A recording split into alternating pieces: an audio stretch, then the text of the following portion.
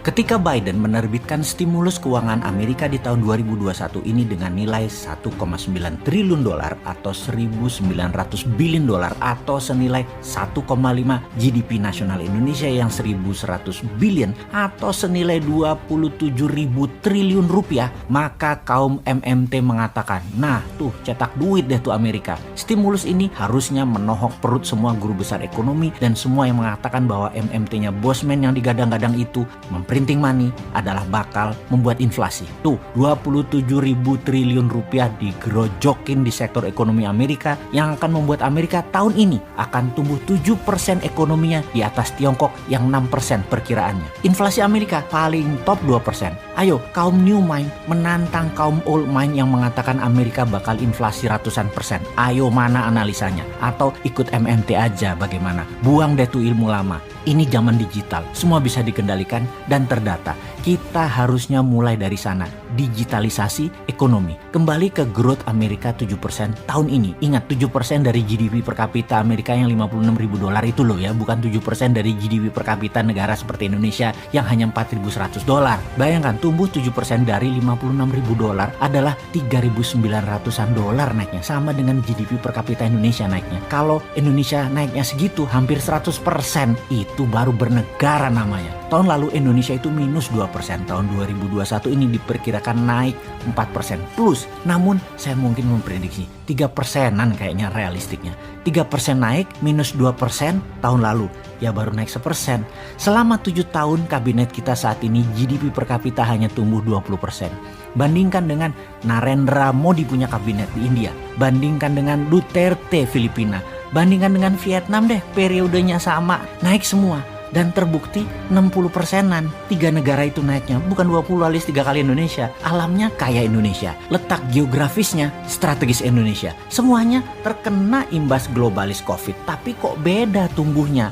Ada apa dengan pertumbuhan ekonomi Indonesia? Masalah mendasar kalau rakyat perutnya lapar, tingginya pengangguran dan sulitnya menciptakan usaha, negara harus bertindak tepat. Bener deh, masalah mendasar karena piring di meja makan banyak warga yang kosong membuat otak sulit berpikir positif. Yuk sekarang kita cek bersama-sama. Bagaimana dengan makanan di piring masyarakat saat ini dibandingkan tahun lalu, dibandingkan 2 tahun yang lalu.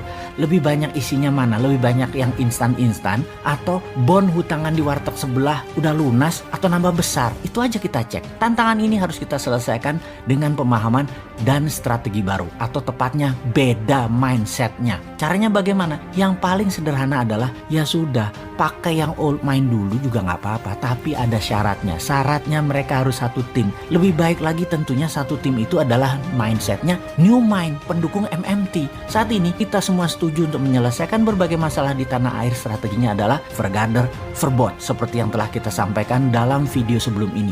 Tujuannya sentralisasi kekuatan dan gebuk yang tidak kooperatif. Sentralisasi kekuatan dan menjadi otoritarian bagi saya tidak jelek-jelek amat. Erdogan juga begitu, Xi Jinping juga begitu, Lee Kuan Yew juga begitu. Saya setuju. Oke, namun perlu diingat, apapun bentuk cara kelola negaranya, maka harus didukung dengan putra-putri terbaik yang menjalankan tugasnya. Kalau mengukur KPI, prestasi indeks yang dipakai di pejabatnya, maka semua pasti berjalan baik. Seperti Singapura deh misalnya. Kalau sebaliknya, sudah sentralisasi, otoritarian yang dipakai orang yang manut dan dekat saja dengan indeks prestasi rendah, tapi tetap dipertahankan. Ini berbahaya kalau bernegara kayak gini. Bubrah semua. Harus berani memakai mereka yang punya ide dan prestasi cemerlang. Banyak saudara sebangsa yang cemerlang otaknya dan prestasinya. Pakai mereka itu yang saat ini menjadi pejabat atau menteri pemain utama Liga Menteri Kabinet Urusan Ekonomi. Sudah masanya lengser 100%. Saya teringat pelatih sepak bola favorit saya, Sir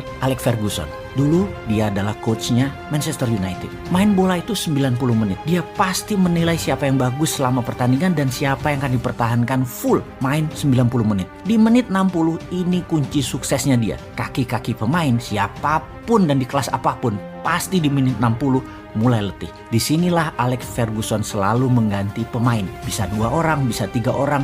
Dalam kurun waktu sisa 30 menit terakhir, strategi inilah penentu kemenangan pertandingan. Selalu Orang yang dimasukkan tersebut kunci yang membuat menangnya pertandingan. Yang diganti bukan yang lemah, tetapi yang diganti yang berpengaruh. Jadi, menurut pendapat pribadi Sontoloyo, yang diganti di kabinet kali ini adalah mereka yang masuk dalam bidang ekonomi. Itu sepaket total, ganti baru, ada 6 posisi dan ganti satu tim yang memang memiliki satu irama. 6-6-nya pemain baru, fresh leg, new mind. Jangan ganti ke 6 posisi tersebut dengan tim baru tapi baru kenal pada saat menjabat.